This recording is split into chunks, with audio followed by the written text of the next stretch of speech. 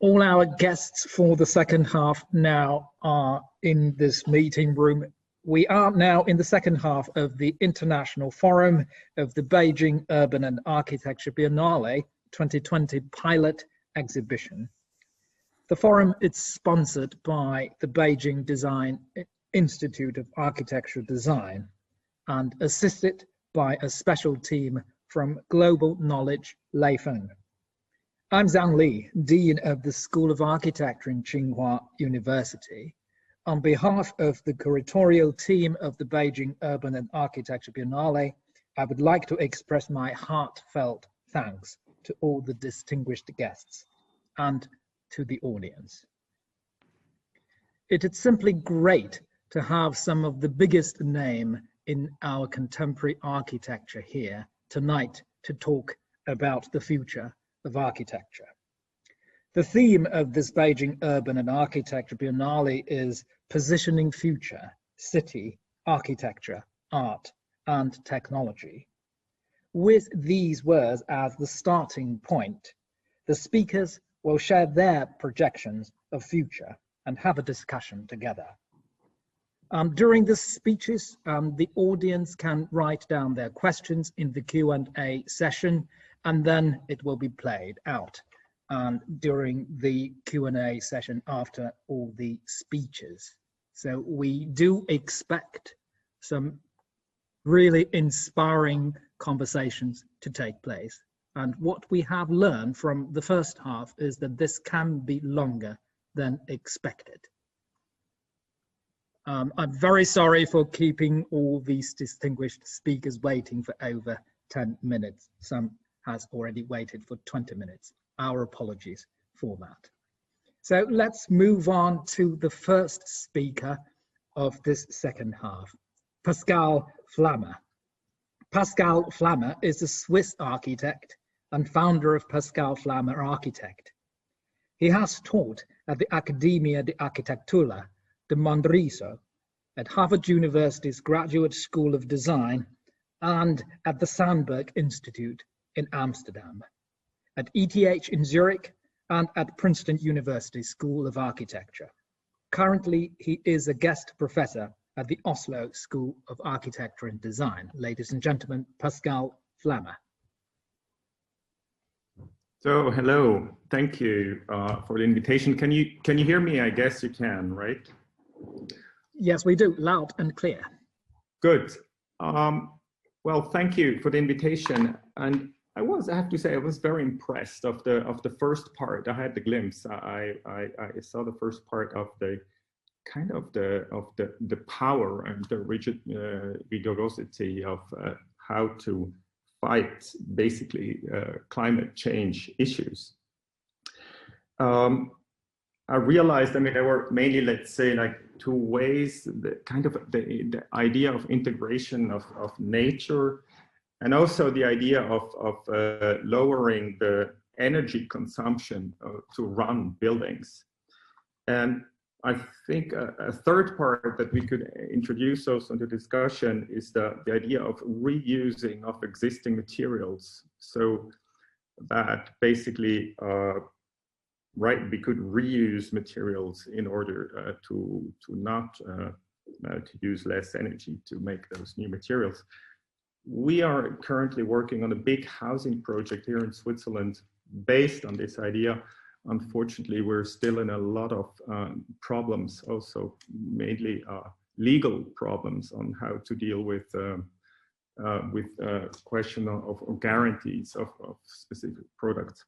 So I won't enter onto that, but actually just show you some older projects of my office that are more concerning actually about the perception of nature. Good.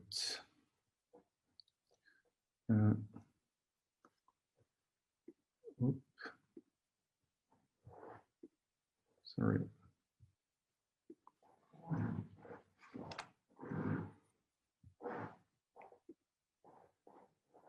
Can you see my screen?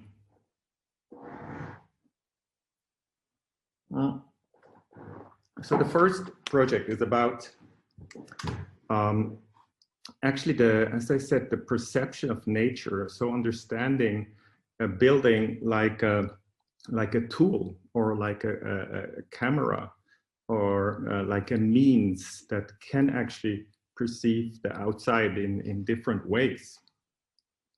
It's this little house in Ballstall. It consists of 3 floors, and each floor is a different way to see to see the outside. Excuse me, Pascal. We are seeing a blank white screen. Is really? It right? Yeah. Oh, that's bad. Did you see a picture before? No. It No. starts with this white screen. Wait, how do I do this?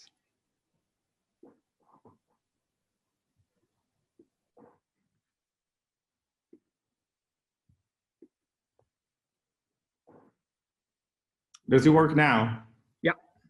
Okay, so we have this building that consists of 3 floors. On the ground floor, which is this one, is a floor of 220 centimeters height. It's completely glazed. It has it has an empty center. So it's actually a space where we're just part of the total surrounding. And as a counter movement to feel less exposed in this ground floor is a bit sunken into the earth, which produces a balance of being very much exposed and at the same time also protected in a very principled way. The upper floor is an idea where the nature is in a certain way is your opposite. So the center is the person standing in a space and looking at nature like looking onto a picture, basically, like in a museum watching at a painting. And the third space is a space below Earth, where you actually have no relation at all to the physical surrounding. I will make a short guide through the house. So that's how it's embedded in the greenery. And this is how it looks inside. So basically there is this glass all over, and important also in the back. I mean, you are never protected in this building. Show you some images.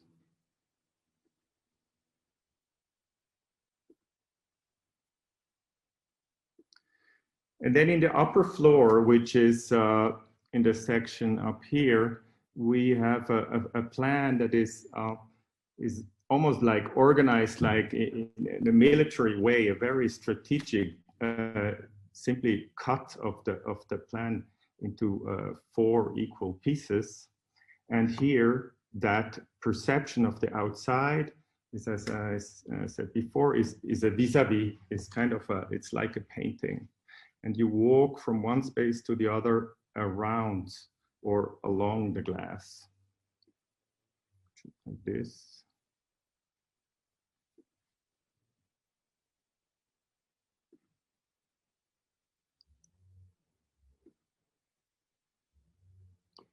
And then in the third space is the space below ground, where actually the surrounding is only a memory, is only memory. It's not present at all anymore. So it looks outside.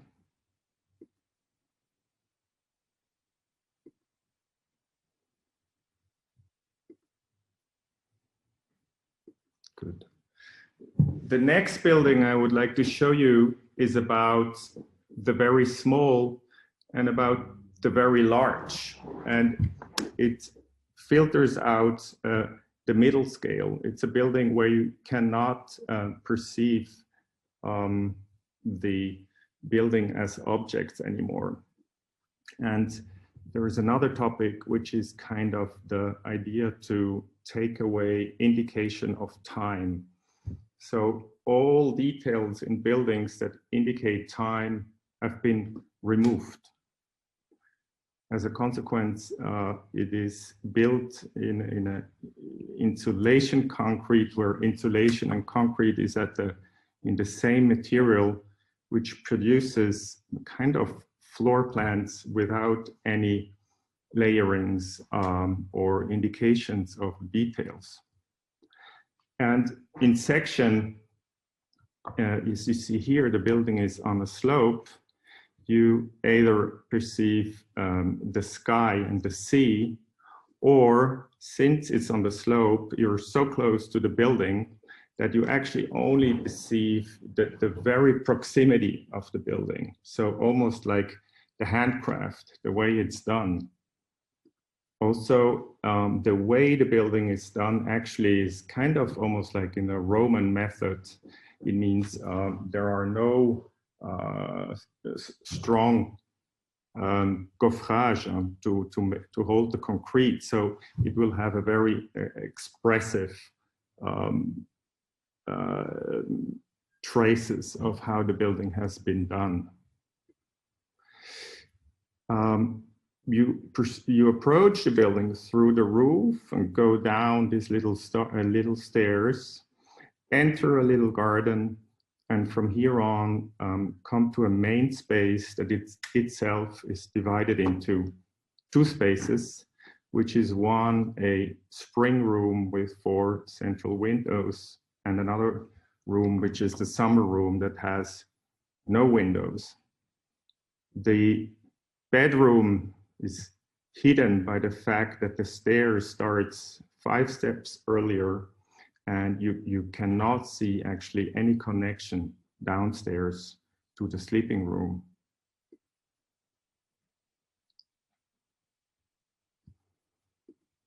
This is the sections, facade.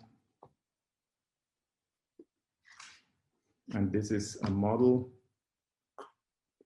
of how it will look. And what I like about this is that it kind of doesn't give any indication of time when this has been built. And that is how the building looks. The next project I would like to show you is a house in Scotland, a house on an island.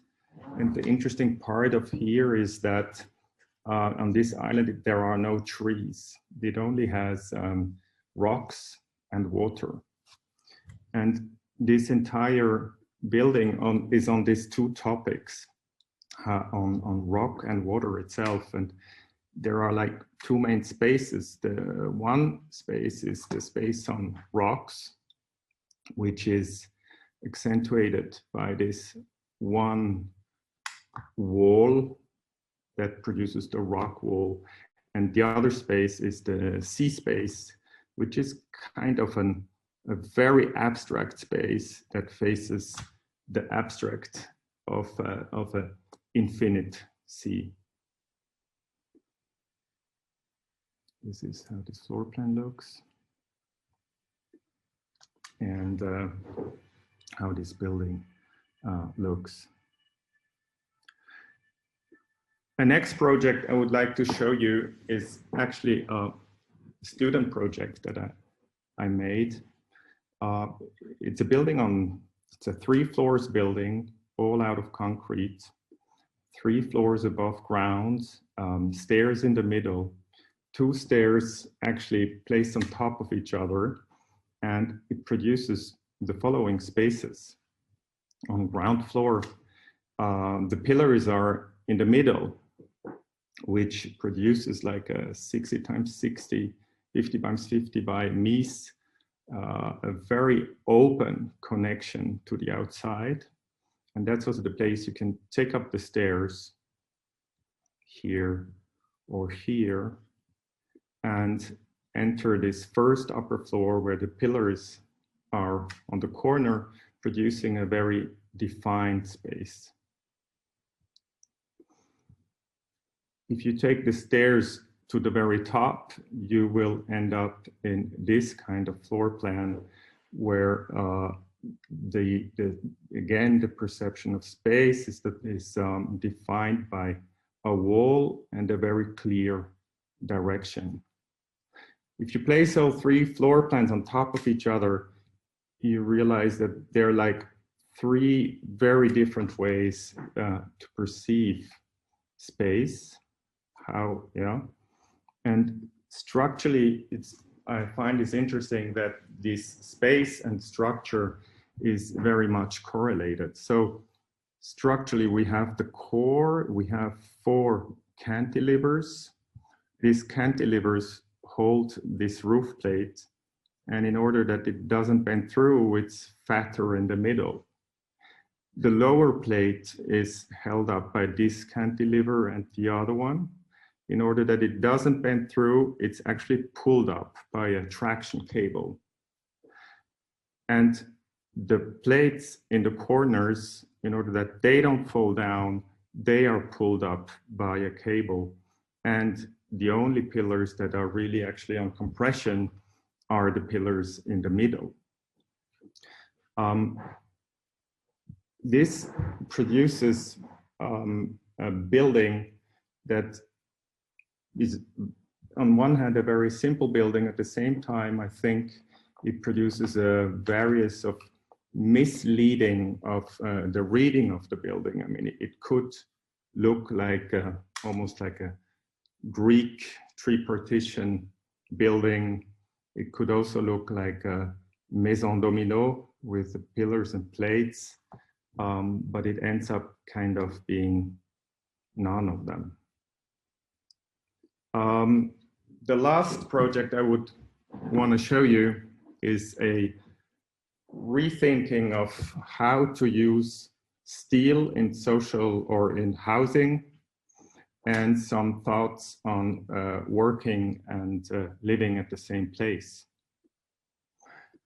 When I look at, for example, this house of Sama, I think it's interesting that it's not clear anymore if this guy works here or lives here. It's kind of a hybrid condition.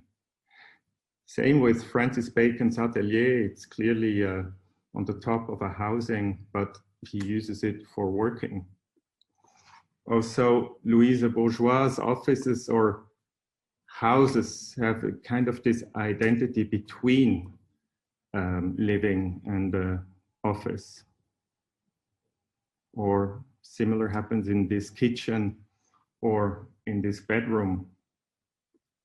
Of course, in Le Corbusier's work, this hybrid was also constantly a topic. And even if we go back to our older times, the idea of sleeping in the main kitchen was very common. In this project, there are several new typologies to bring people together in a new way. And there are 2 strategies. One is to make very small apartments in order to produce very specific spaces. And the other concept is to make very like apartments too big in order to produce very generic spaces. That produces working living apartments, the new typologies on old people to live close also in that house, collaborative housing, and also very small apartments that are like 4 square meters.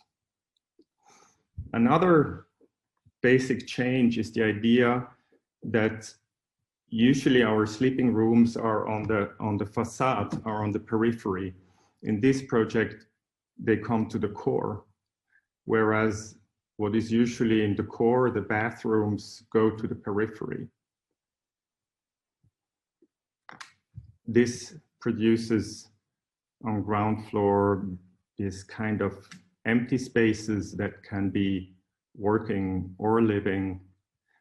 And here in the upper floor, this floor plan where the bedrooms are minimized and placed at the center. which produces the possibility, these are the bedrooms, you know, to open and close these shaders and make it one large room, or close them down and use them as bedrooms.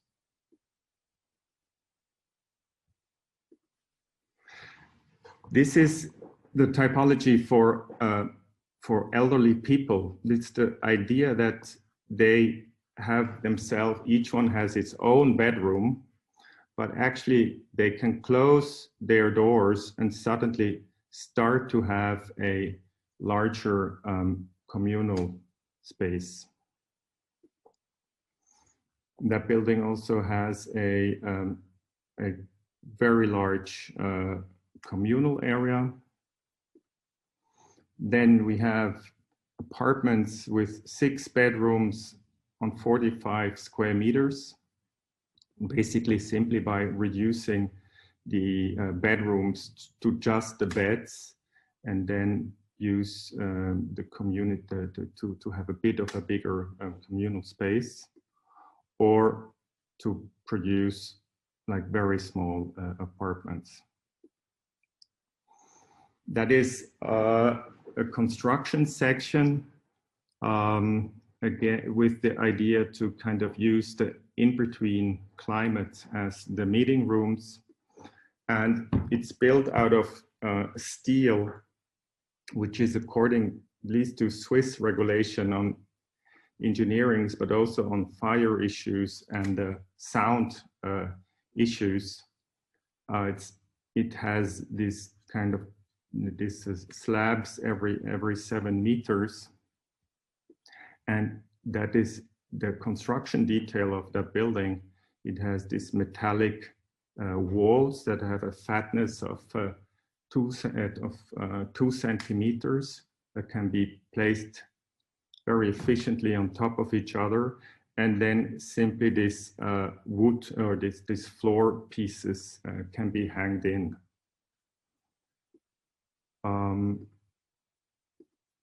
It looks like a building out of paper, and it will more or less look like that.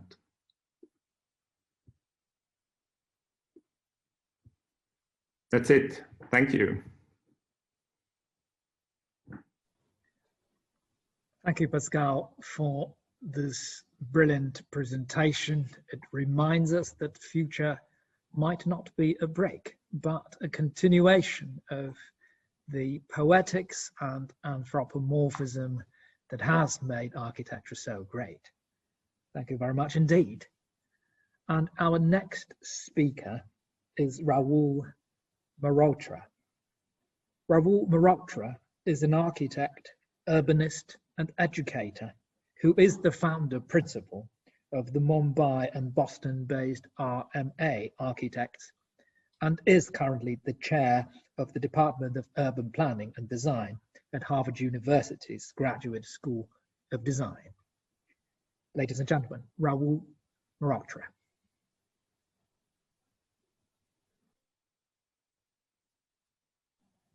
Raul, I think you are muted. You need to turn on your... and you can see my screen.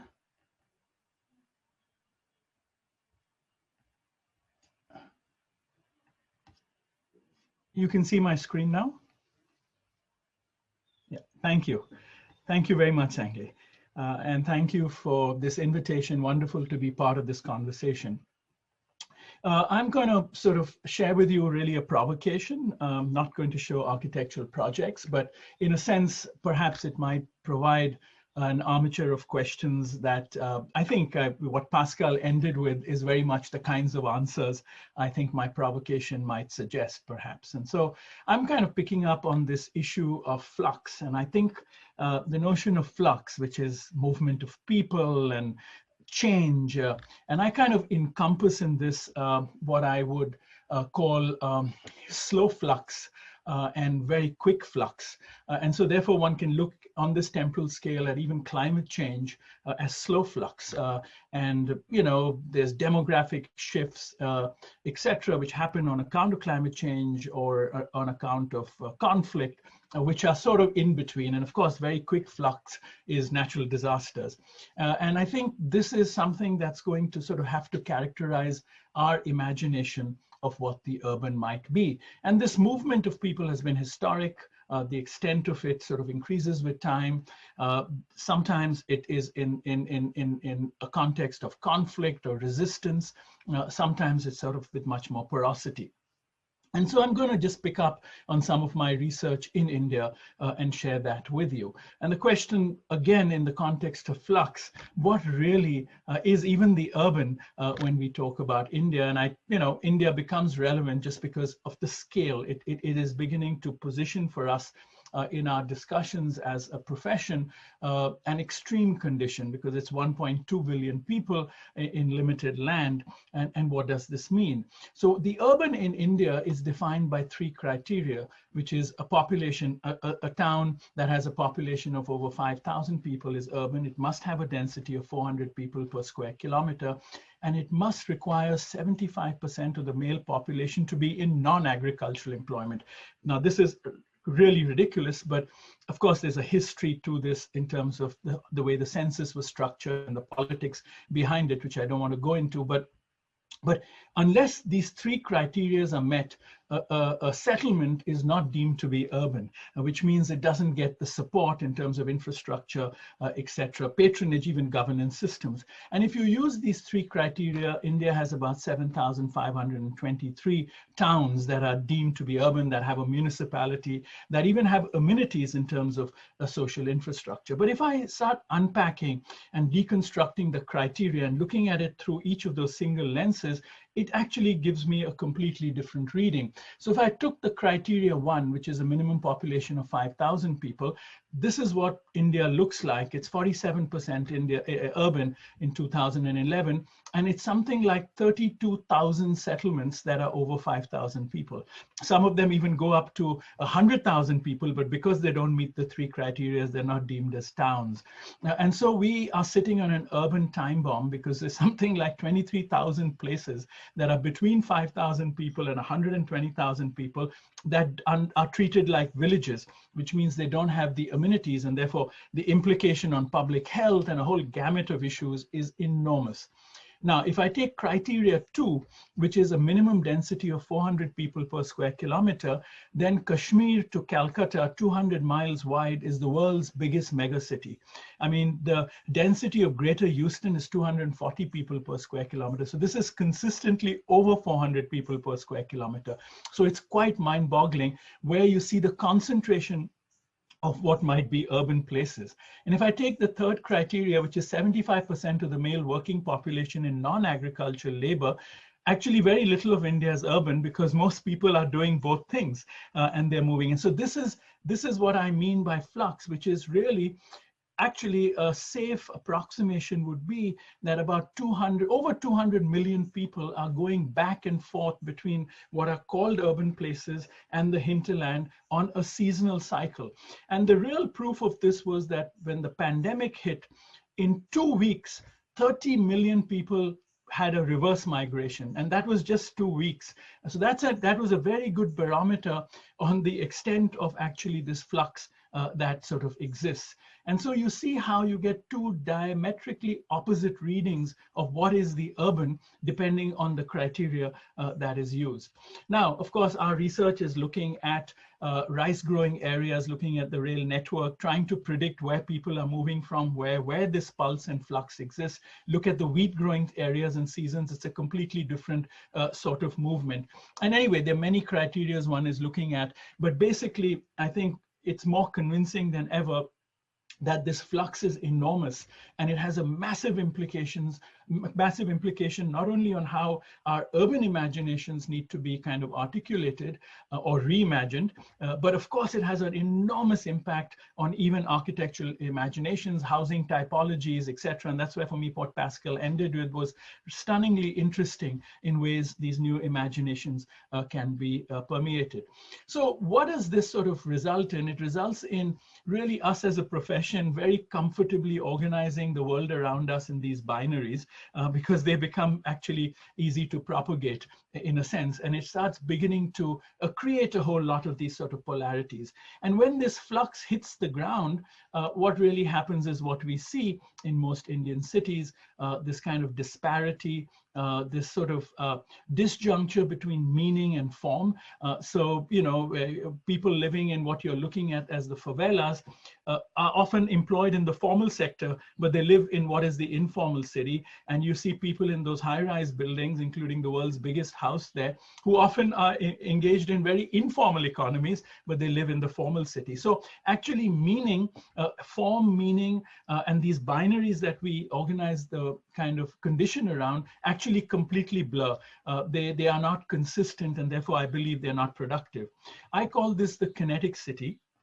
And I kind of, my kind of reading is that this is characterized by the notion of elasticity, by incrementalism, which is very critical to economy in terms of how one invests, the logic of investment, the logic of postponement, the logic of transitional thinking in terms of design and planning, the notion of appropriation, deappropriation, reappropriation, which is linked to flexibility. I separate elasticity from flexibility, and the notion of soft thresholds. And by that I mean the ability of porosity between income groups, the coexistence, etc. And we know that that affinity and rejection relationship between, say, favelas and the rich they service.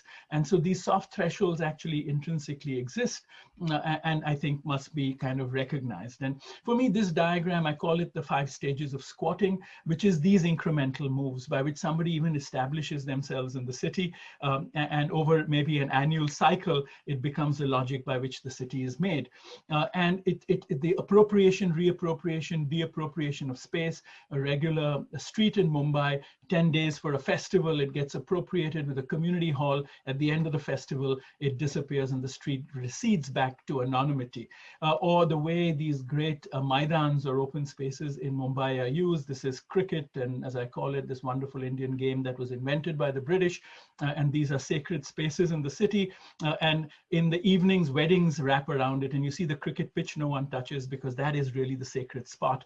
The wedding appears from 7 o'clock in the evening to midnight or later, and disappears in the morning for the game of cricket. Now here, architecture is not even the spectacle of the city, but I think the static and the kinetic city, in a sense, coexist in synergy.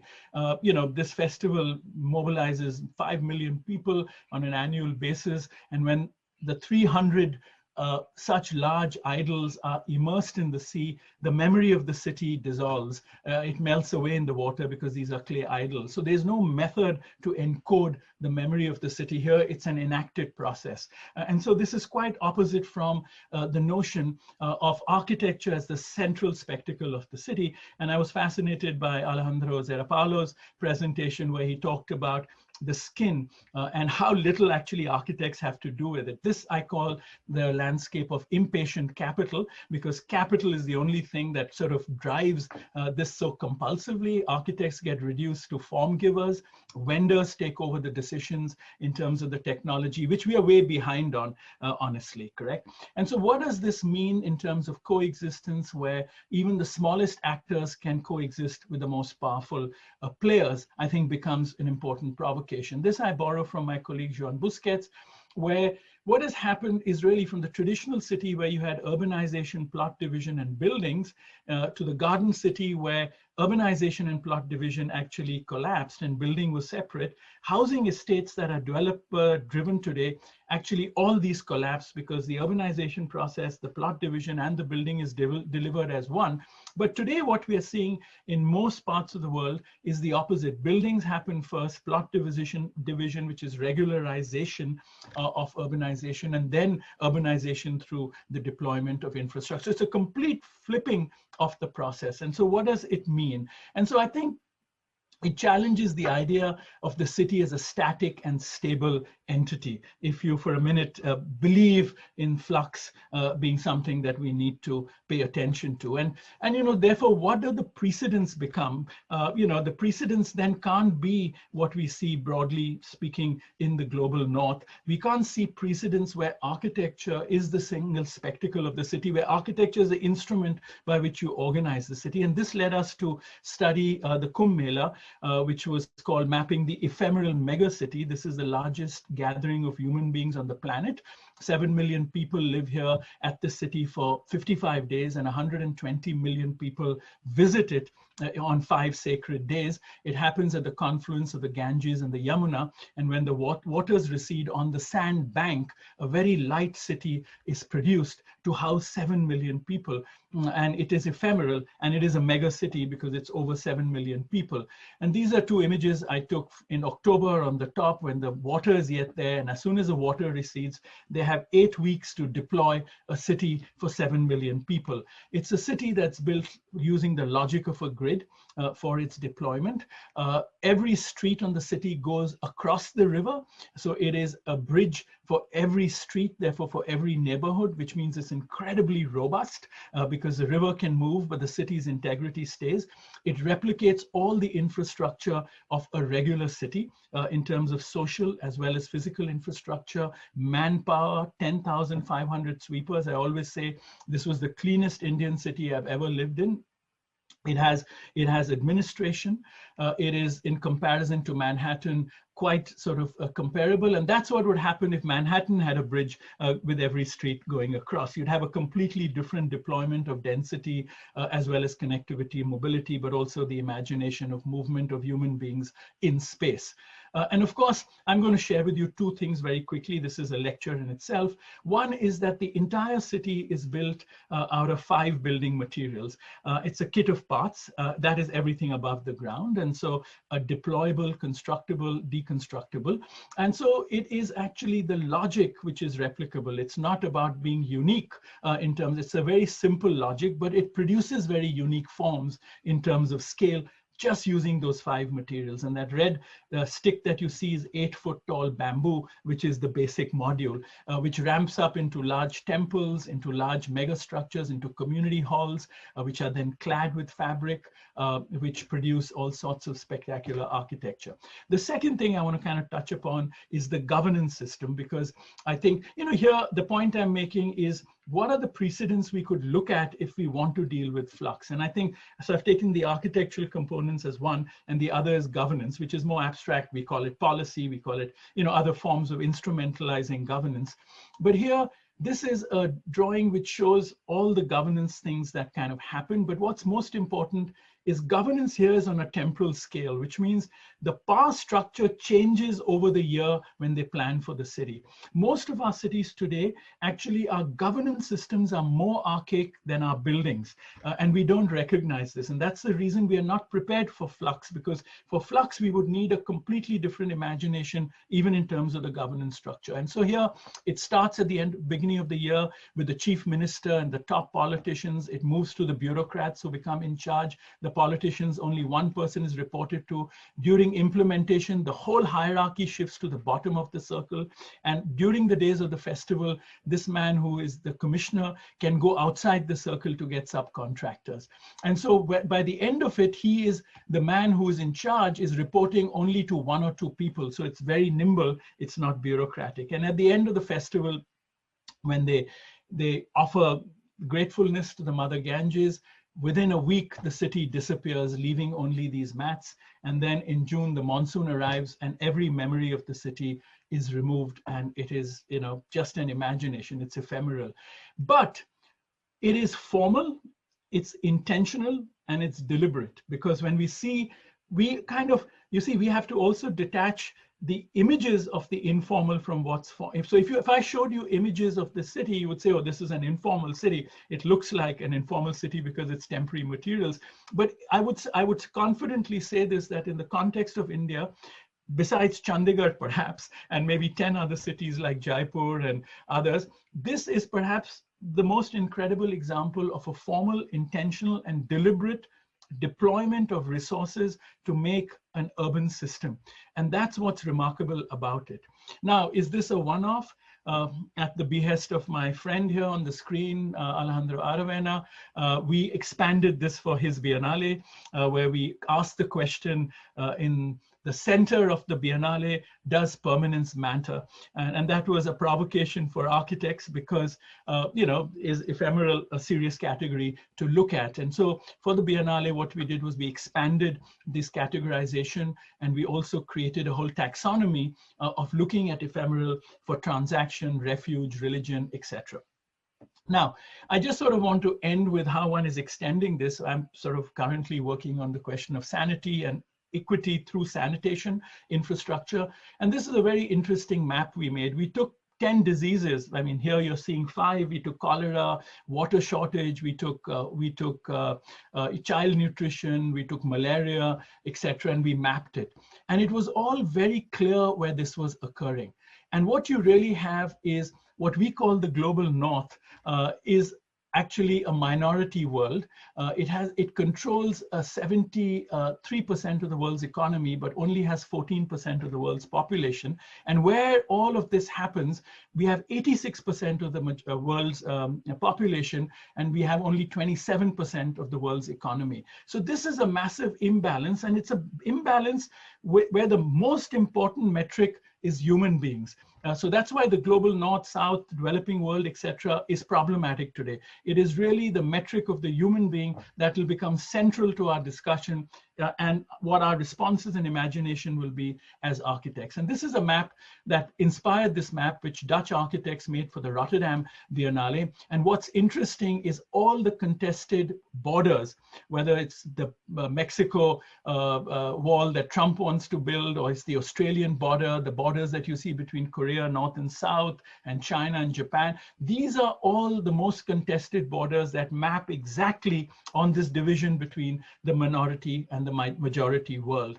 And so it's a world that was coined by Shahid Alam, who is a photographer in Bangladesh. He did it for a photography biennale, but it actually is it's a word we should take more seriously because I believe developing third world, which imply the linear process, are redundant. And so I think really my provocation is that we need to design transitions, not look at absolute solutions. Architecture gets invariably co-opted in this disastrous condition of making absolute solutions. And so therefore, are we making permanent solutions for temporary problems? And that would be my provocation for this discussion. Thank you very much.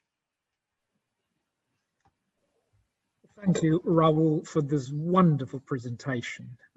I think this provocative idea of ephemeral city would, of course, cause a huge resonance in our listeners' minds. And also, you have taught us that actually our cities built by people find a way, no matter what. Thank you so much. Thank you so much indeed. Our next speaker is Alejandro Aravena. Alejandro Aravena is a Chilean architect and executive director of the firm Elemental, a do tank focusing on projects of public interest and social impact, including housing, public space, infrastructure, and transportation. Alejandro Aravena is the Pritzker Laureate of 2016. What a great honor of us to have you here. Alejandro. Thank you very much, Zhang Li, for this invitation. I'm going to share just one single project today. No, apparently it's not working. Let me go back.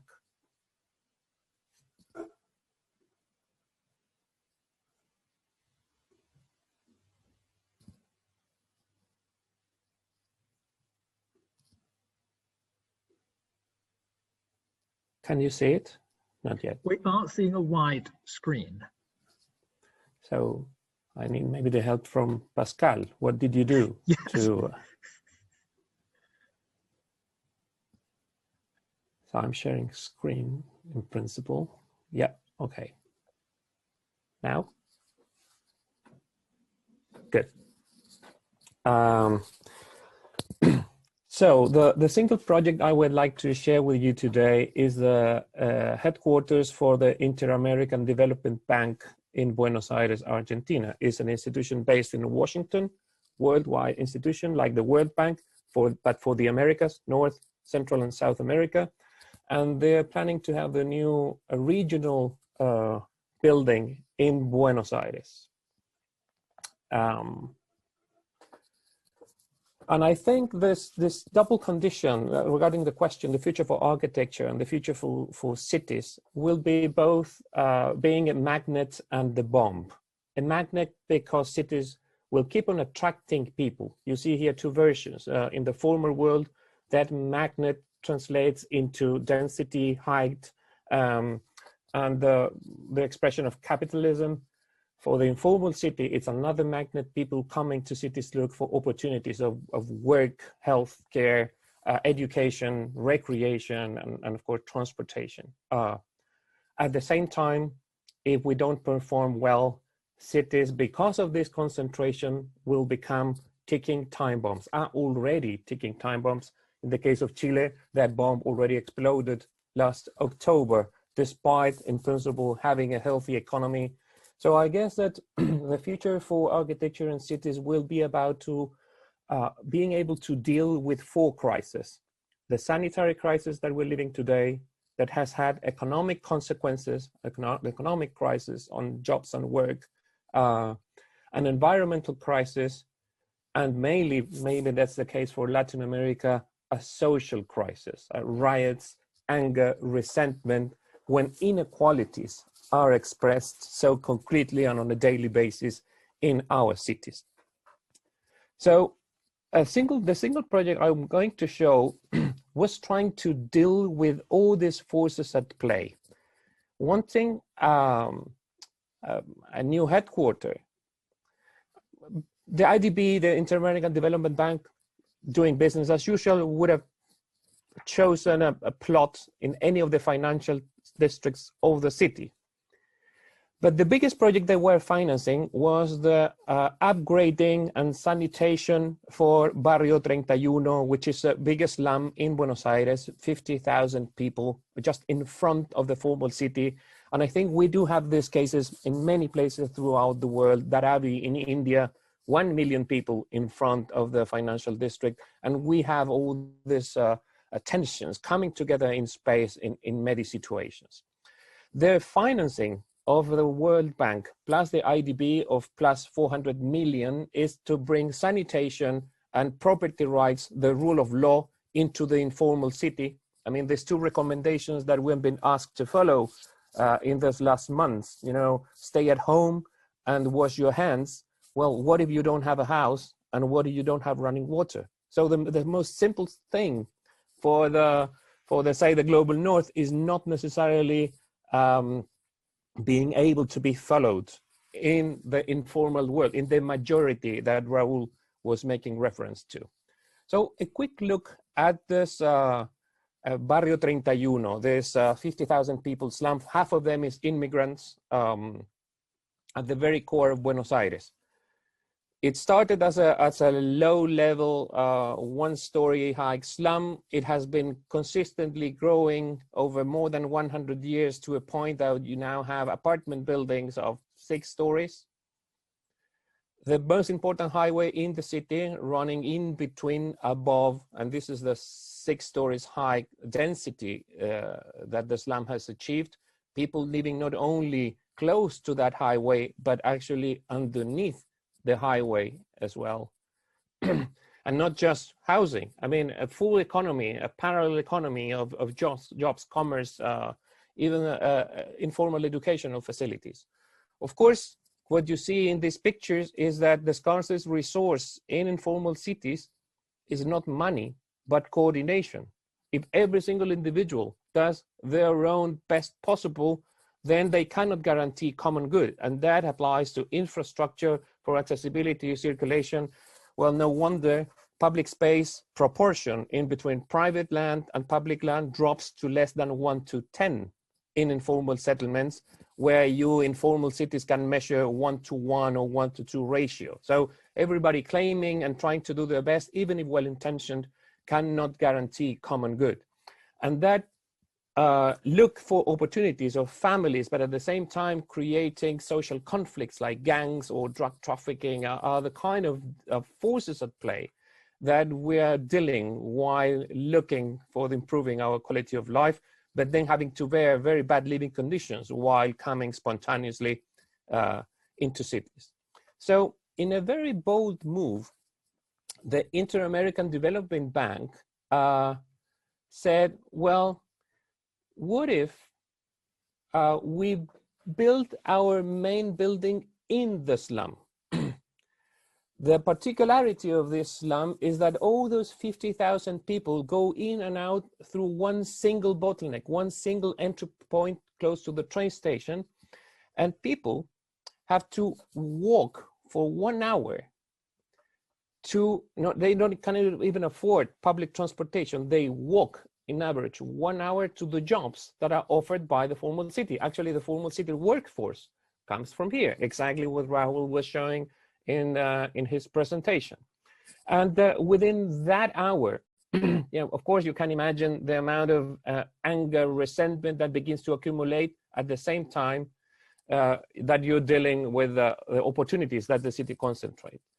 In the World Bank and IDB improvement of upgrading of the slum, one of the main goals is to eliminate the highway. It will be left there as a kind of elevated public space, being public space discussed as resource, and it will be transferred somewhere else.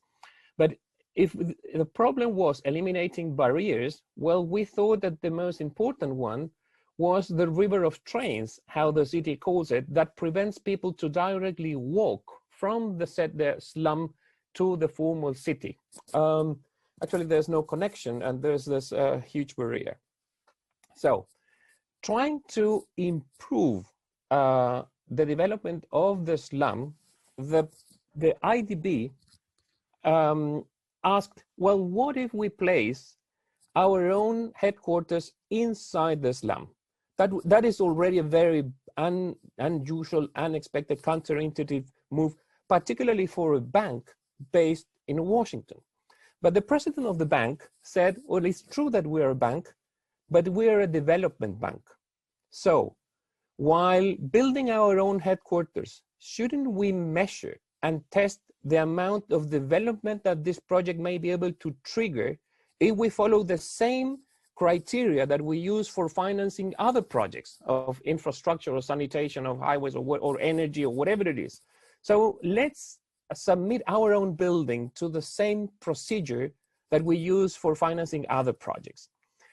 And after studying that, our conclusion that if the expectation was to trigger development to our own sadness, is that we recommended not to do the building in the slum, because it would have been maybe a powerful message, or let's say for PR reasons, maybe good, but in practice, when we were measuring, there was no development being triggered except for the possible white elephant in the future that may have remained a symbol of good intentions, but not triggering in reality the expected development. So we said that could only happen if the city could fulfill 4 conditions.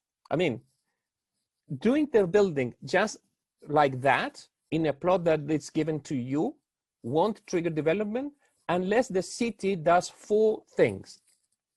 The first one, that it allows the building to be raised on top of the allowed height. That not only was necessary for what I'm going to show next, which is not using the scarcest resource, which is the open public space. I mean, that would have been a disaster that a building lands there and occupies one of the few open spaces that was available in the slum. But it wouldn't even have fulfilled the standards, the minimum standards that are required in Washington for a project to move ahead: natural light, ventilation, and views. So if the city allows you to raise the building and not touch the ground underneath, then there's 2 conditions are necessary. What's most important, you need to ask for at least two, for security reasons, at least two car connections. I mean, otherwise you won't be able to even have the meetings. This bank is not a commercial bank. I mean, it works doing lendings and borrowing money to governments, to countries. So they have 250 meetings a year in the building with ministers and presidents for security reasons.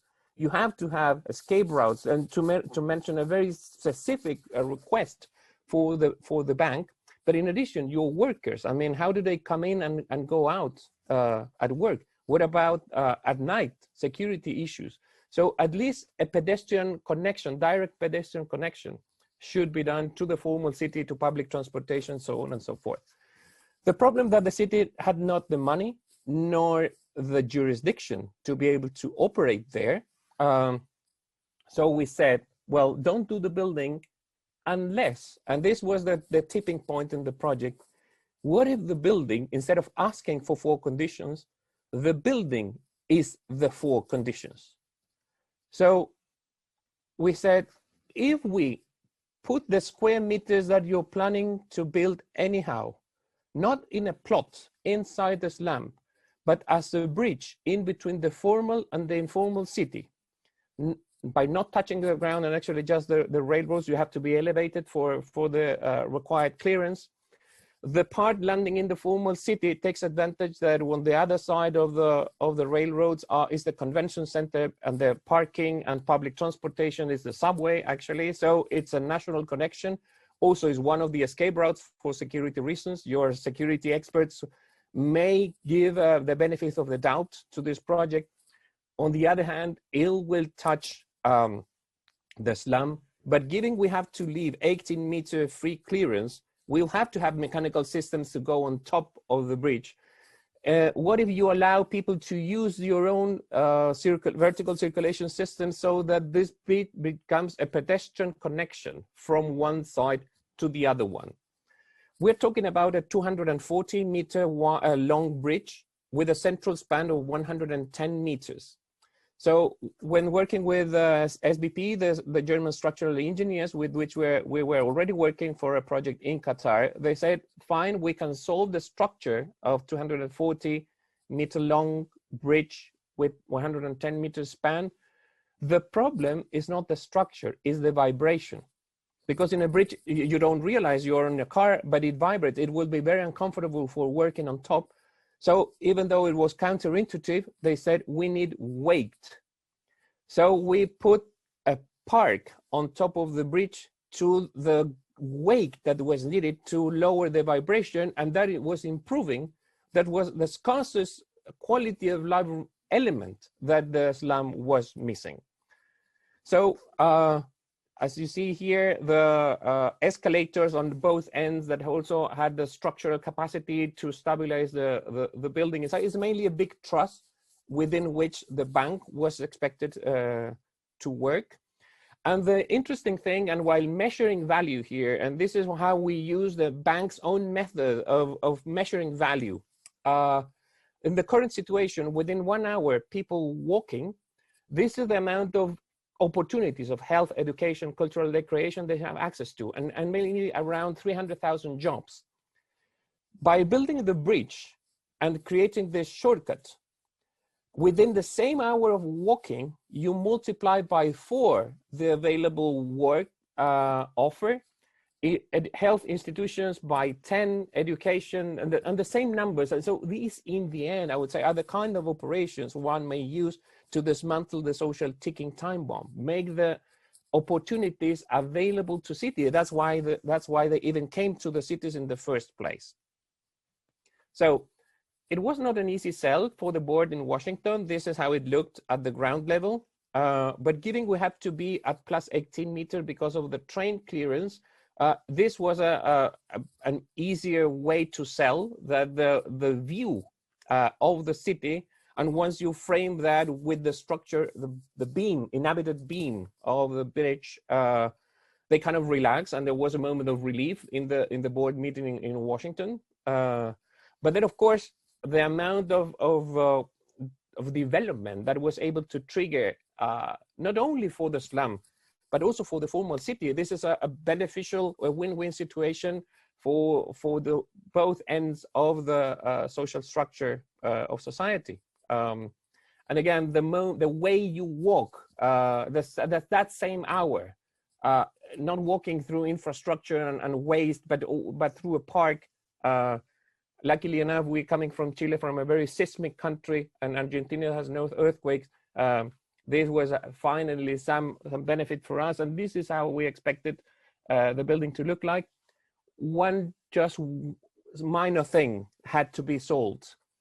We had to pass a new law in the Congress to be able to use the air rights above the railroads.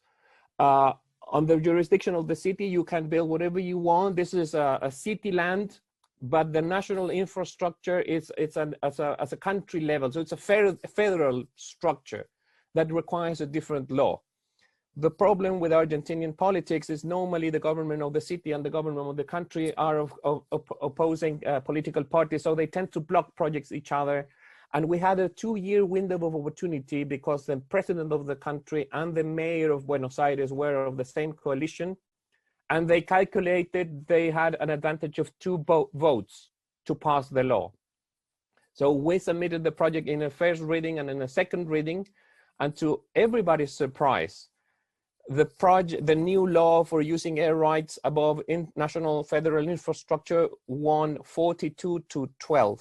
And I guess that this is the proof that designed power to channel forces instead of resisting them or fighting them.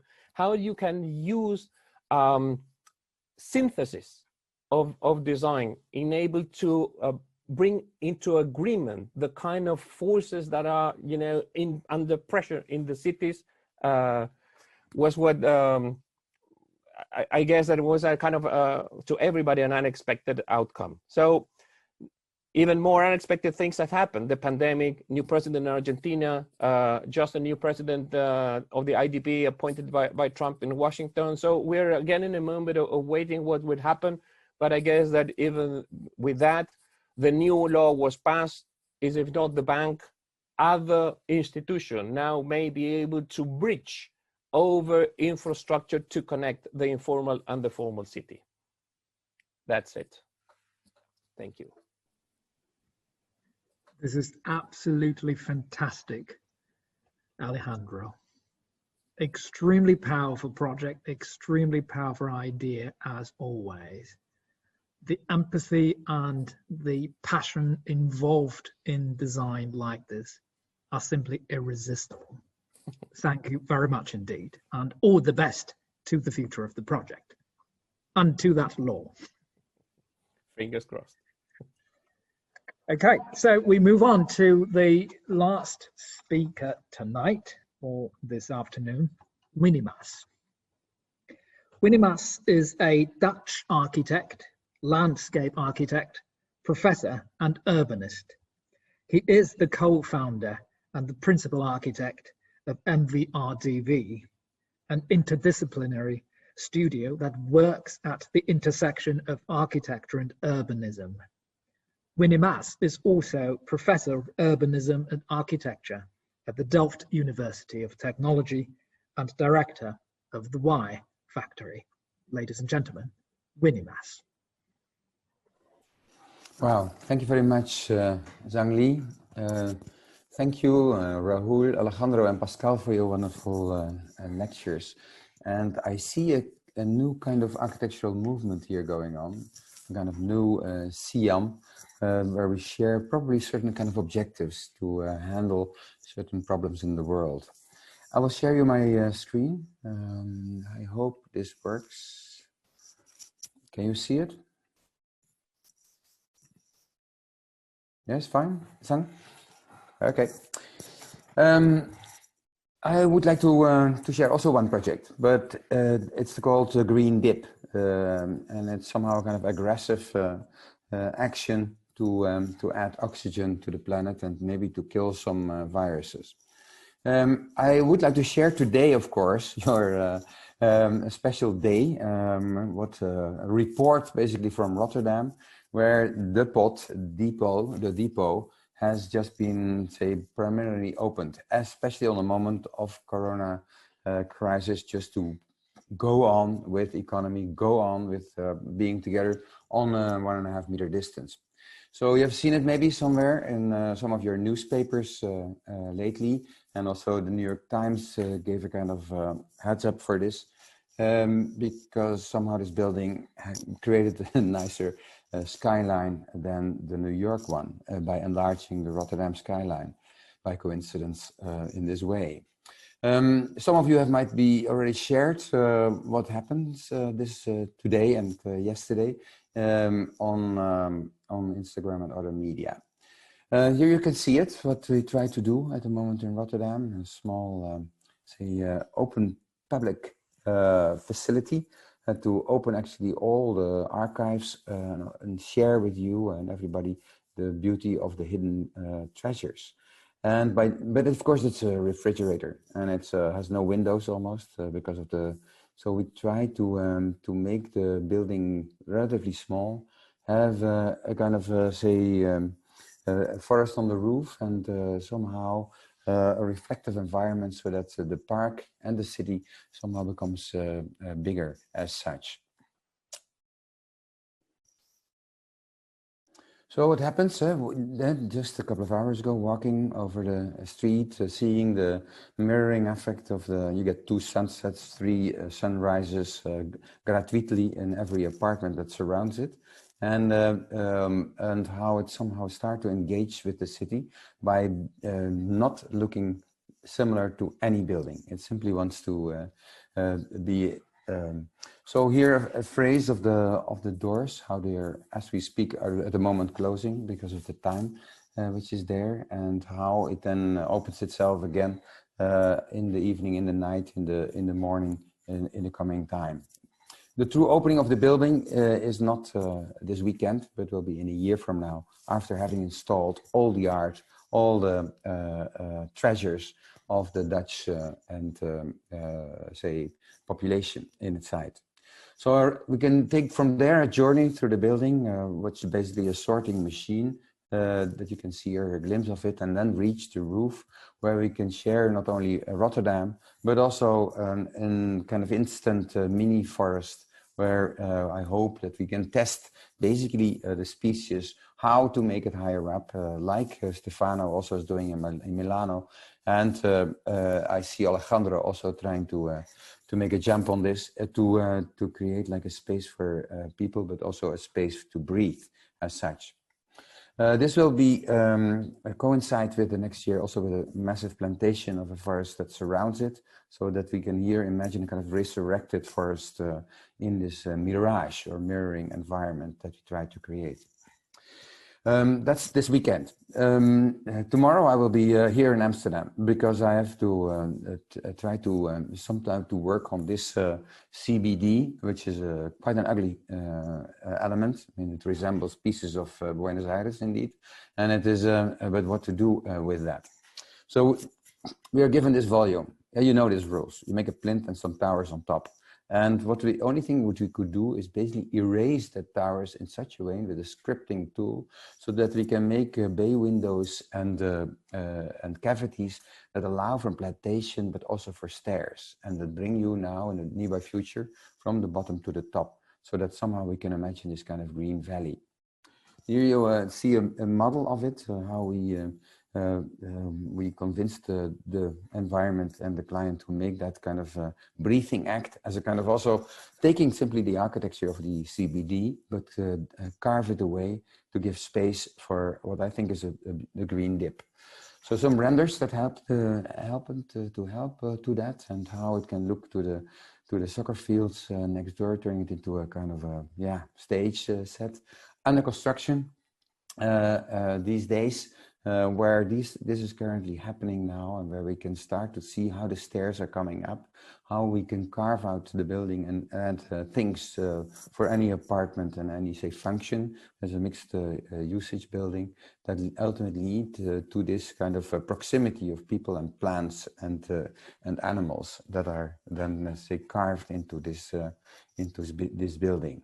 So with the opening next year in February, or sorry, in September of the depot, the final opening, also this building will be opened. And I do hope that COVID is over then, so that we can gather each other on the stairs and on these roofs in the next episode. This is what a client shows on its website, which I find fabulous. That this is kind of a dream that Amsterdam could actually become into a marriage with Switzerland, Pascal, and that somehow we can then start to imagine a kind of a coverage of the planet with a new biome as such. Of course, this reminds me of Seoul, where, and I think that Alejandro proposes that also, when you have a kind of city like this, and with infrastructure that span, but use that infrastructure to greenify the city and to connect out and to reach out to the city. You have seen the pictures, but I want to end with what happens this week in this garden that has been made as where you can walk around. It's actually an arboretum where all the species are tested, how they can grow in artificial circumstances, and how from A till Z, but then in the Korean alphabet, you can walk around and find the test result of all these species in the heart of Seoul, and then spanning out. What is nice, I think, is now that the next step is undertaken of a couple of, say, competitions that will start. One for 10 streets that span out from this bridge into the neighborhoods, and secondly for 2 projects that are helping the Lotte warehouse and the conference center that lead to hopefully this extension the coming year, and then later in 2030 to this. And then I think we beat Seoul because of its image a little bit, and then it starts to breathe more. I'm happy that also Tainan is somehow functioning, again, kind of laboratory in Taiwan. They think it's a green city. Well, it's not. This is how it looks like. And we were tackled by the government to help for streets, but also to change certain buildings into kind of lung of the city. This was the Chinese department store that we knocked down. Not all of them, like to keep many pieces of the debris, to keep the weight, because it's in the sea actually, and also to turn it in the end into a lagoon that would cool the city. And so with the dream that you could swim in the ruins of the past is what it wants to be. So here you see the first tests before the opening, and still, so we just opened it in, what is it, February, so just before COVID-19, but this is pictures from yesterday, how people are working on it and in it, how they swim at certain cases. And I want to show it also because we use the different levels in the water, not only for cooling this environment, but cooling also the city, but also get a kind of dengue-proof appropriation. So with the species that are there, some knowledge is now there how to deal in that way with dengue as a disease. And I know there are more of them, and Raul, you showed it beautifully with all the malarias and cholera. And I think we have to study what we can do on that in the coming time. This leads us, this is as an introduction to the Green Dip that we try to now to stage more in the Y Factory, a book that comes out soon, and that tries to investigate a little bit what is the effect of this kind of activities and to extend that to the future. I mean, there is a dream, of course, that this is not only happening in Europe and or now in Argentina, but also in Hong Kong, that this would be a wonderful Hong Kong, I could imagine, where you would make it even more greener than the mountains. Or when you have Beijing, and I worked, of course, at Ram's office a while ago, I think it could be much better when we do, when I do the landscaping at that moment in the CBD of Beijing. So we're talking about the Beijing Biennale, and I was trying to talk in the introduction on getting the mountains to the city, cool down Beijing, reducing the streets, and give it back then to this kind of massive plantation. Then I think you would have a fantastic climate in the summer, and you would have a way of getting rid of the dust and say the pollutants in the other parts of the time. That's my solicitation for Beijing. In order to do that, I think we need not only governments, we need each other to do that. And that's, I think, the SIAM that we are just talking about is a little bit referring to that. So this green maker that I hope to bring on the internet soon is basically like a calculator to use all the species that I can imagine, learned from the Netherlands and from Korea, learned from Tainan and from mainland China, to give them, to select them, to sort them, to see what they do and what they need, and in all the species, and what they could contribute to the world and to the economy. We can do that in different technologies, from deeper and flatter, and then we can see any, say, canvas that I can imagine. So I opened one here, in this case, New York. I like it quite a lot. It's a nice place. And what can we do if we select, for instance, certain kind of elements that we cover the roofs? If we insert other kind of elements and we cover the facades, and we cover with other elements all, say, the streets in between the taxis, how can we do that?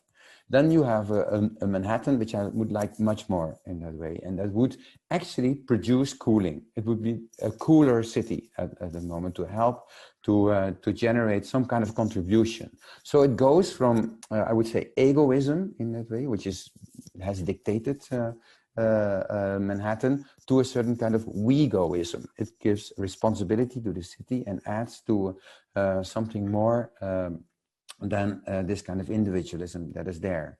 So here, a kind of small film, how it would look like. This is Fifth Avenue, better shopping, I would say, and how the shops and the apartments are contributing to it, not only in the exterior, also in pieces of the interior, and that can lead to this kind of green York. So after New York, the next York could imagine in itself. So I really would like to invite the New Yorkers to make this city and to make the next day beauty and a reference, because yeah, New York is our reference, no, in terms of urbanism in that way. But Dubai can do it also. Here, a film how I can imagine that with cactuses I can improve the hotels over there and turn it into actually a fantastic Fata Morgana in the desert as such, that occupies and makes it Dubai 2.0 at that moment, to create actually clouds in the end over the city. And also, Rahul, this is for you, to also dream about Mumbai, where of course the water and to keep the water at many places in Mumbai, to penetrate it as thick as Benjaminas everywhere, so that somehow we can imagine a kind of new kind of Mumbai at that moment. Is what this is celebrating as such. Of course, we go on. We need, because this is not only for oxygen and for cooling, it's also for animals in a way. And I invite my next clients' animals also to participate in this operation. Here, the next book the Y Factory is producing, basically like calculating what is the habitat calculator. So if you have a food chain between a wolf and a mice, and so then you know how much cubic meters and square meters it needs to. If you then program that and parameterize that and and analyze current, say, environments, then and you put it again on the canvases with new products, say from skins to toilets, where this kind of cohabitation could happen, so that natural enemies of dengue will also penetrate these environments, because I think we cannot do it alone as human beings to get rid of all the diseases. We need to help. The help of the environment who did that. And then you see here some kind of products that are now developed by the students, and then leads to this kind of coverages, beautiful walls where foxes can climb up, that they can go over the roofs and meet their friends that are hiding in that way, and also continue on the streets. Then I think cities become truly beautiful. And here, a North French modest city like Lille could then become somewhere active in how it would participate in this new kind of biology. As a result, if we would do that all over the planet with any building in that way, then for sure we reduce carbon emissions insanely in that all over it. And it also helps already to get rid of the temperature drop of 1 Celsius. We could imagine with that half of the operation could be done by that activity. I know I'm far off, but I think it would help. To end with, I think this is a technique that started. It has been done by many of my colleagues, which I love and adore. I only want to help them to make them, to give it a stage set. If you look to the timeline and I see what can happen in the kind of biotechnology that we are aiming at, and yes, also the ETH is doing that, Pascal, so that we have to work together more closely, and that we move, say, from concrete gradually into wood and then into transformable material, then I can start to imagine that this is Rotterdam section, and how in the coming 20 years it can move on into this kind of, say, transformable, adaptable and resilient environment where I could then answer also the ephemeral question of Rahul by having a complete adaptable biocity over time. And then Avatar would be actually cute when I compare that to my future. And that would transform the city from a blue one into a green one at that moment, which cools also the desert and also stores the water of India in its massive, say, sponge that we then create together. Thank you very much. Thank you very much, Winy. As provocative as always. It reminds of two things, and one is that when combined with new typologies, creative iconography actually is a positive force in the transition of cities. And the second thing actually is what we are currently debating in Beijing, is that the future of the city might not only be a return to nature, but also probably a return to wilderness. Thank you very much indeed for these provocative ideas. Now we are going to start the Q&A session. There are quite a number of questions posted in the Q&A area in this Zoom meeting room. First, please allow me to abuse my right as the moderator. I would skip all the questions regarding Alejandro's hairstyle. Fair enough. Fair enough. You must have answered it for probably thousands of times. Not today. I will start with a question to Pascal. It's been asked by Carmen Xu. Could you please explain more about how the idea of time was moved out in the last project in your presentation?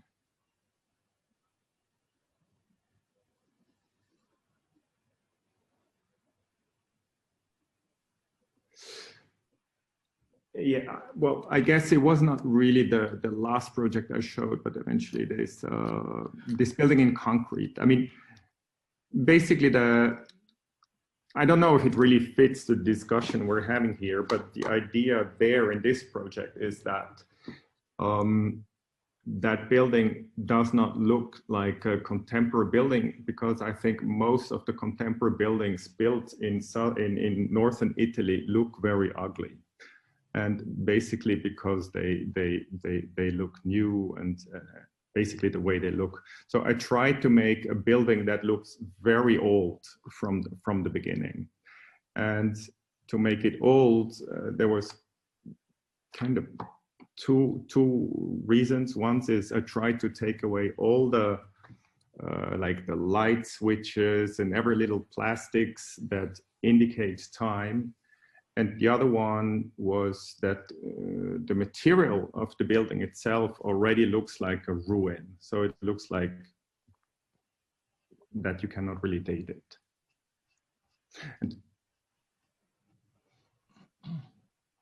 Thank you, Pascal. And a question to Raul. It is asked by Chen Tu-yi. The question is, you suggested that due to the development way is impermanent, we should create a way in order to adapt to the situation.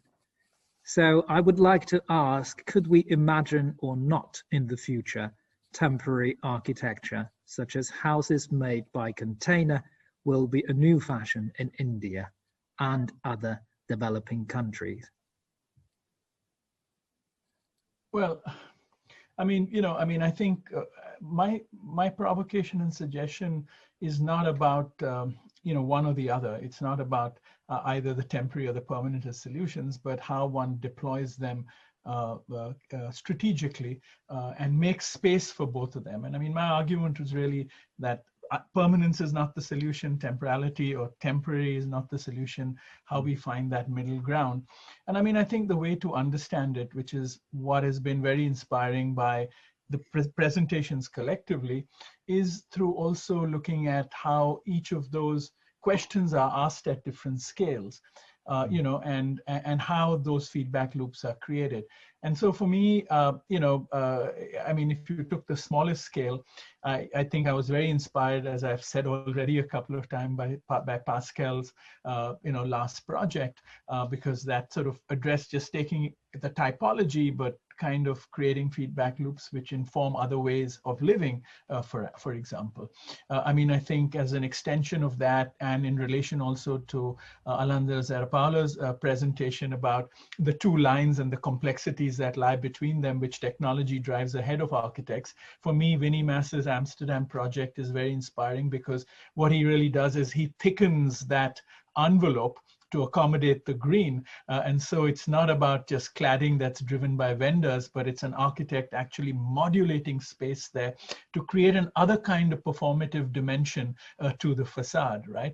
Then if you go up to the middle scale, I mean, Alejandro's building demonstrates that so beautifully, where the forces of the favelas, the connections to the city, the job employments, all the forces at the middle scale coalesce to kind of produce a piece of architecture, right? And then one can, of course, go to national scales and create, I mean, I think what Winy took us to the planetary scale. And then I think learning from that provocation, you can go back and inform every building quite differently, right? So the interconnectedness of those scales, and across that spectrum, us using our judgments collectively to decide what might be appropriately deployed for what situation at what scale is, I think, how one creates a modulation between what are temporary and permanent imaginations, and what are solutions that address a temporal scale, and are short-term solutions or are transitionary solutions, and ones that we feel will create more permanent end states. So it's a much more complicated modulation rather than answering it with temporary or permanent. Thank you, Raul. A question to Alejandro. How to maintain the spatial aesthetic value of architecture and its social responsibility? The question is asked by someone anonymous in the audience. I guess that what's behind there is to understand that the nature of the question that architecture has to deal with has measurable components, very concrete, down-to-earth things that you have to comply with, constraints, budget, laws, political frameworks, and that, of course, is a necessary condition, but it's not enough. There are the intangible dimensions of the human conditions that are necessary to be incorporated, even though they may be hard to measure.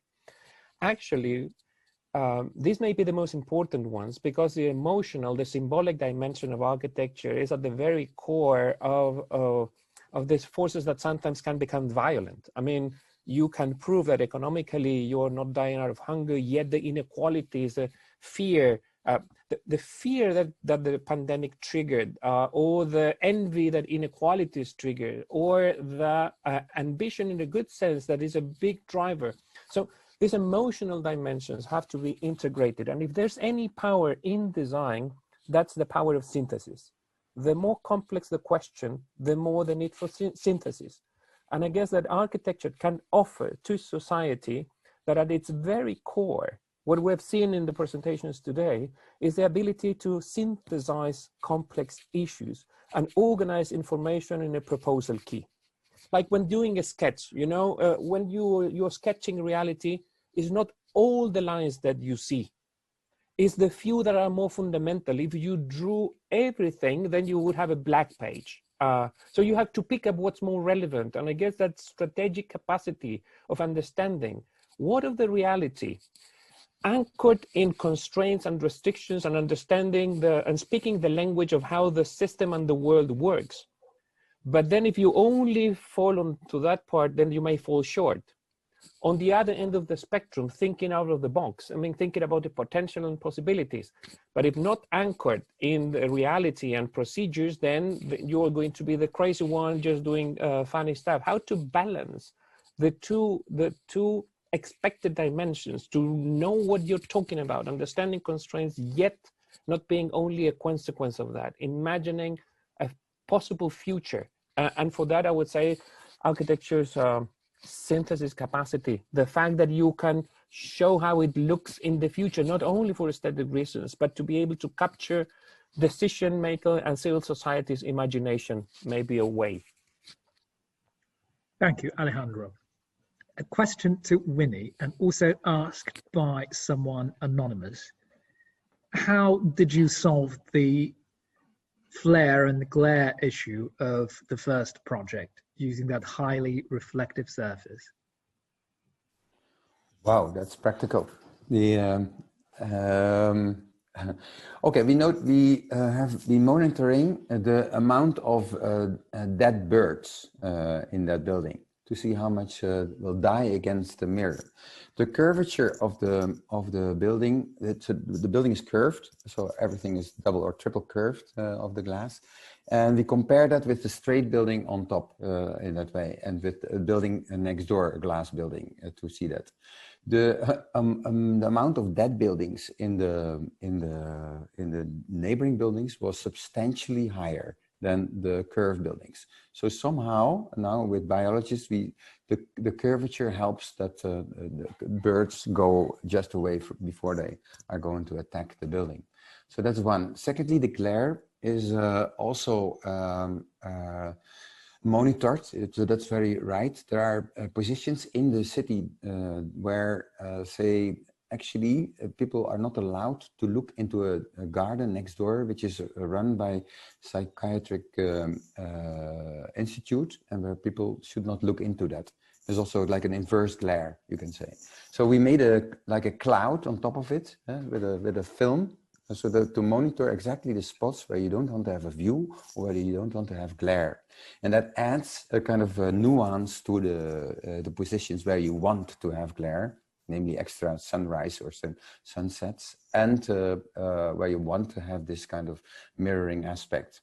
So that gives maybe an answer to you, and also an answer to what Alejandro was saying, that we all are in a kind of world of paradoxes, and that we have the power of synthesis to span the gap between the different opinions that surround our buildings. So I think it's a good illustration of that. To add to that, I think today's group of people, us 4 or 5, I love what Raul says, the positive way of using the word provocation, because there are many cultures in the world that see provocation as something negative, as a kind of insulting activity.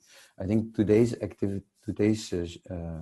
all of us, I think, show basically that we can only enlarge certain subjects, and we can only go beyond the building as an object to by a certain kind of provocation, by showing that in order to reach heaven or reach better circumstances, from poverty to oxygen, that we need somehow this kind of enlargement, this kind of to show basically how to solve this. So I would like to stress Rahul's observation on that.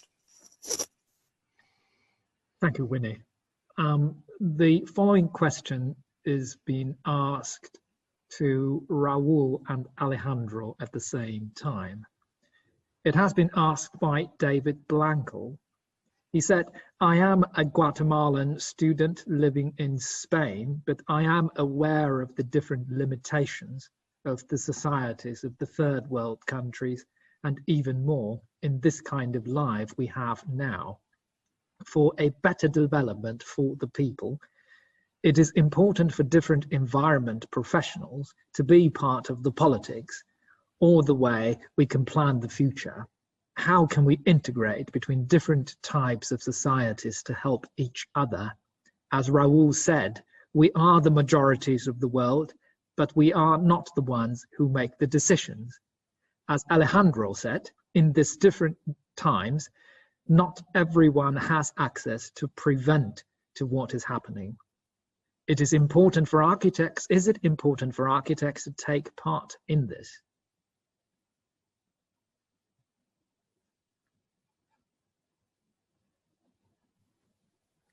Go ahead, I'll start. Yeah. Sorry. You going ahead? You want me to go ahead? Oh, no, please. Okay, thanks. Well, I mean, first of all, I want to say to the student that, I mean, don't start by saying we don't make the decisions. I mean, I think everyone makes the decisions. You're at the cutting edge and you're transformative where you are. And I think that's very important. You know, there are many ways to answer that question. I mean, only because the person identified them as a student, I would say, you know, one way I kind of like to explain this, at least to another generation, is through the notion of, you know, what is our sphere of concern and what is our sphere of influence. And I think one of the problems with a younger generation, at least I see as a teacher, is that our spheres of concern are expanding incredibly fast. And our spheres of influence are diminishing incredibly fast. And I think we have to find a way that we can calibrate these at the same level, which is not to say that we shouldn't diminish our concerns, but we should find new ways of increasing our influence. Because when those two spheres intersect and overlap, I think we get agency as architects. The problem is we are not addressing them simultaneously. So we have a free fall of ideas, which are all our concerns, from climate change to poverty to everything which goes planetary. But then we don't find new ways of creating that influence for those concerns. And so society doesn't take us seriously. So I think that is key. And of course, education, pedagogy, models of practice, all play a great role. I happened to yesterday have 24 hours ago exactly, have a wonderful conversation with Alejandro about forms of patronage and how we spoke about how do we understand even a client that's linked to our sphere of influence.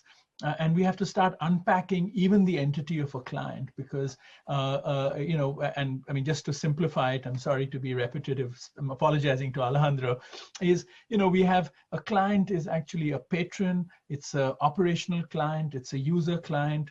We often only identify with one of those, but how do we as a bridge practice create feedback loops between these different forms of the client? And every building, except for a single family house where it's at the most a couple, most other projects, if you start looking at it critically, the client becomes a very complex entity. And really the only way we can increase that sphere of influence is understand the client in these much more nuanced ways, because they're really like constituencies. This is what politicians do. They understand their constituencies in really complex ways and begin to rile them up, begin to mobilize them, begin to get a pulse and address their issues. As architects, we've lost track of how that is done, I think. And I think, so this bringing of our spheres of influence and our spheres of concern in a much more calibrated consonance is, I think, key to becoming and contributing to society more meaningfully. Yeah, I would add to that in order to participate in a bigger conversation and to avoid the risk of irrelevance that I guess that we architects are always risking, to be doing things that nobody cares about except other architects. So I guess that the first thing in order to engage in a conversation that society is interested in is to speak the languages of the forces at play. You don't have to become a politician, but have to understand the language of politics. You don't have to be an economist, but have to know how to read numbers and understand what are the forces there. The same thing with social issues, environmental issues, not to mention psychology or collective emotions. So I would say that, to put it very simple, when you enter a project, shut up and listen. Just do not want too early. Do not want anything, actually, as if possible. Do not come with an excuse. Oh, here I have an opportunity to build something I have in my sketchbook, and I'm just looking for the excuse. Avoid wanting too early. But on the contrary, do not postpone it too much. After a couple of, you can't be in endless diagnosis. At some point, you need to jump into the void and take the risk of making a proposal. And that moment of proposal doing, I would say it's a very powerful thing in architecture. If we don't engage in a broader conversation, it's not just a problem for us because we're not getting jobs.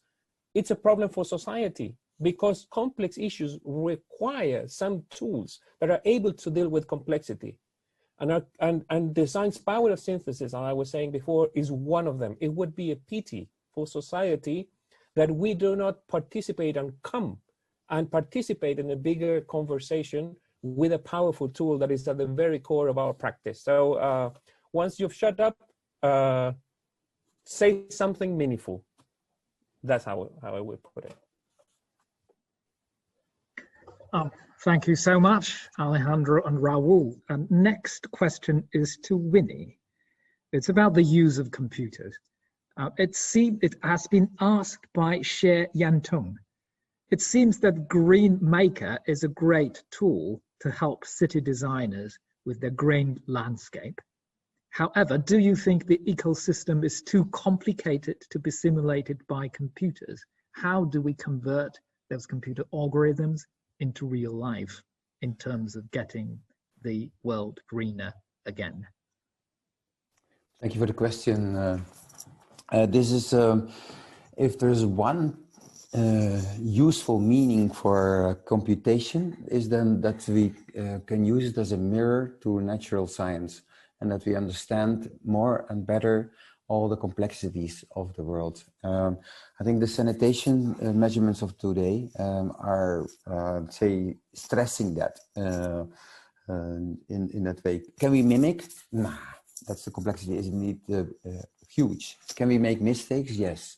And we have done already a lot of mistakes by having too much monocultures in our plantations, by avoiding water management systems in our cities.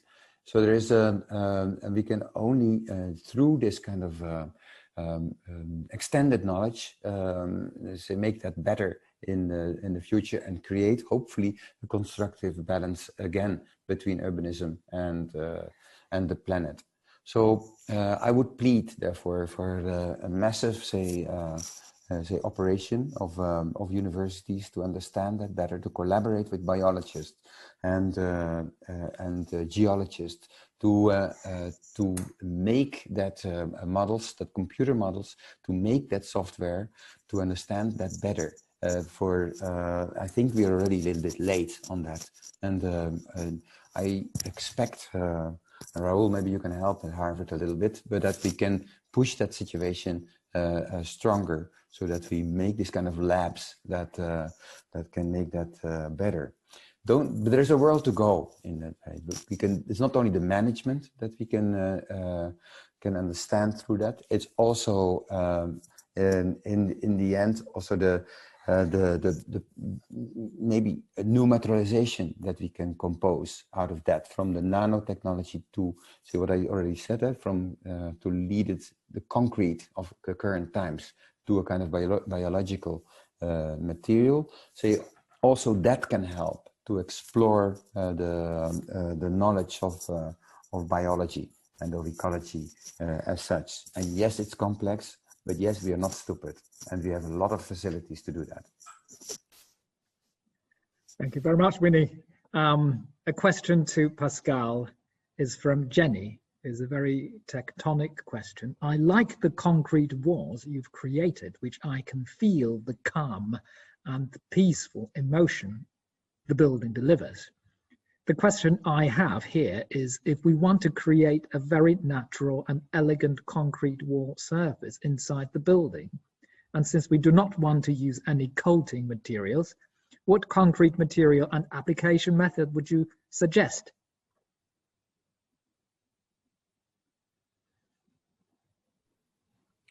Well, I basically think we should stop using concrete as much as possible.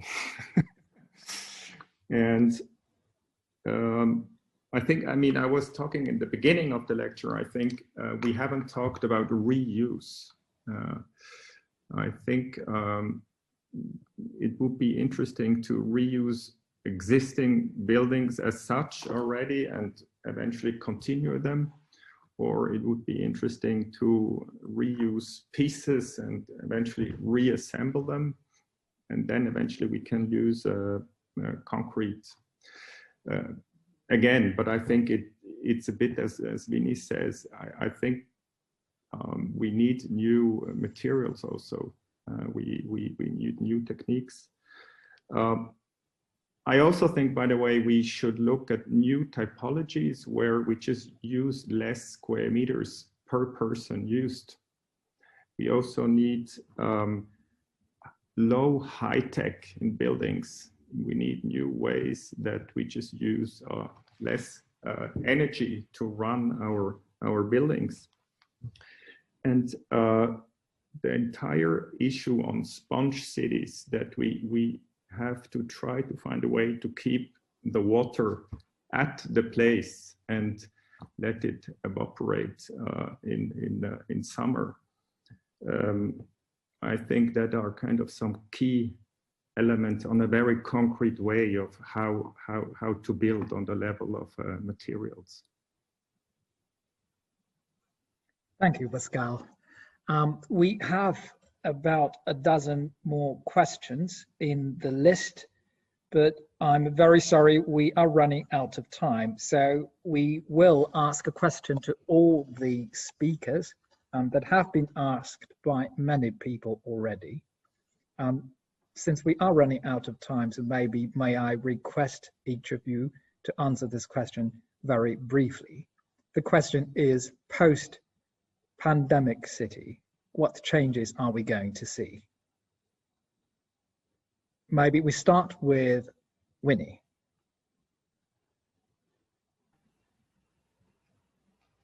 Sorry, I was trying to write down when you were speaking to go to kind of conclusions. But it's first I would like to stress that that it will be very good that all the Q&A that you, after zooming out, that we then that you distribute that to everybody, because indeed the questions are very nice that many people have been asking, from small to big. Secondly, I think also you as organizations, Zhang Li, I do hope that you can bring this conversation also to a kind of manifesto, because I do think that things are getting quite, not completely cohesive, because I'm not pleading for that, but I do think that we share more than we think, and that is that needs to find a global direction. Thirdly, I thank Pascal for today voting for open borders in Switzerland. I'm very happy that I was very worried, and I think that's also an answer to one of the questions that has been asked earlier today. Open borders are super important in the future, despite all the effects that it might have, in order to get a kind of open world for that. So that I want to stress. And so these are already answers for the post-academic question, Zhang Li, that you propose.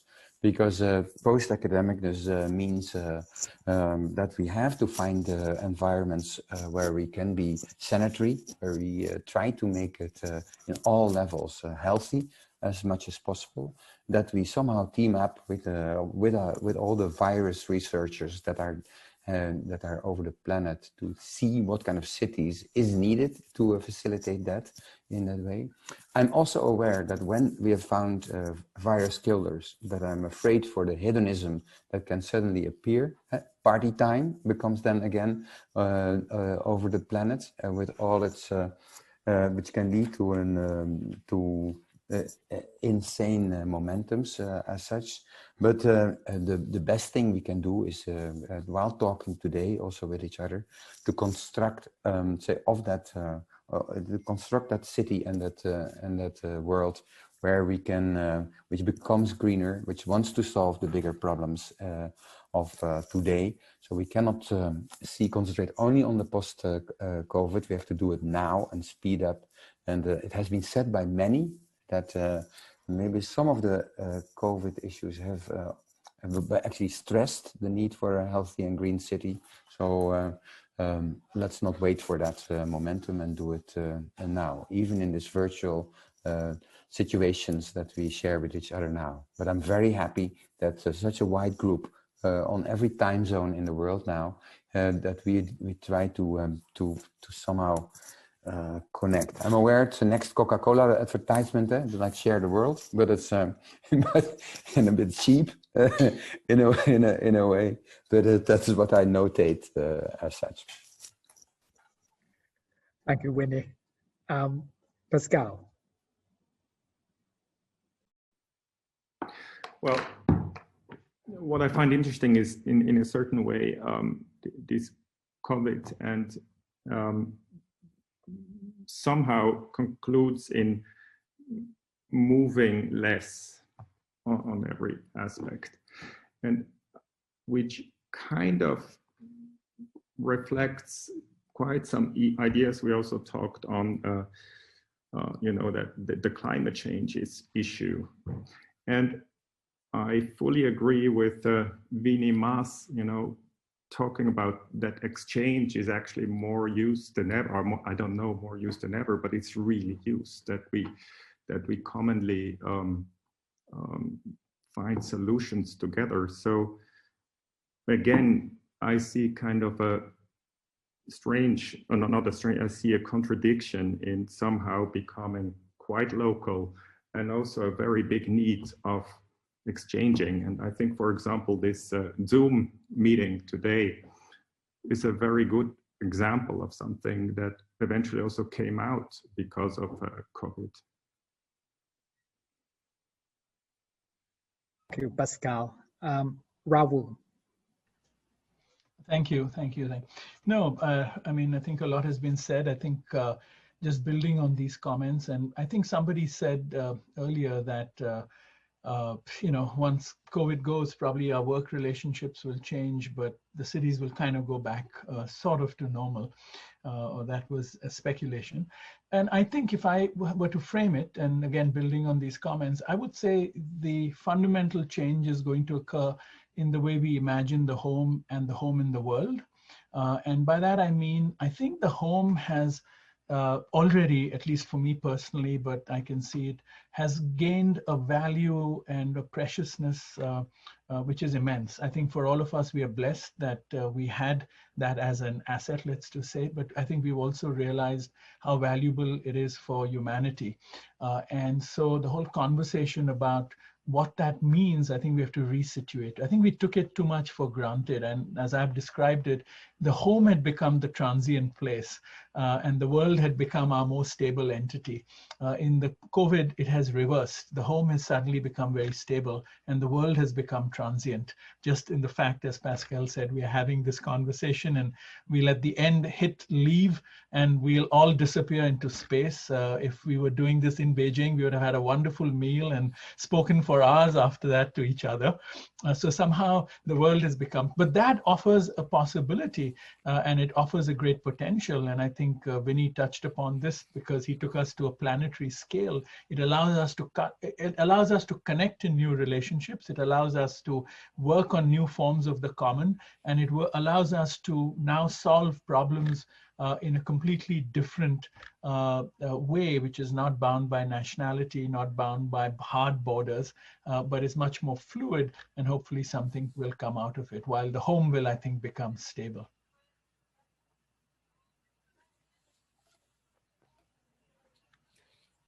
Yeah, I would say that it would be important not to lose perspective.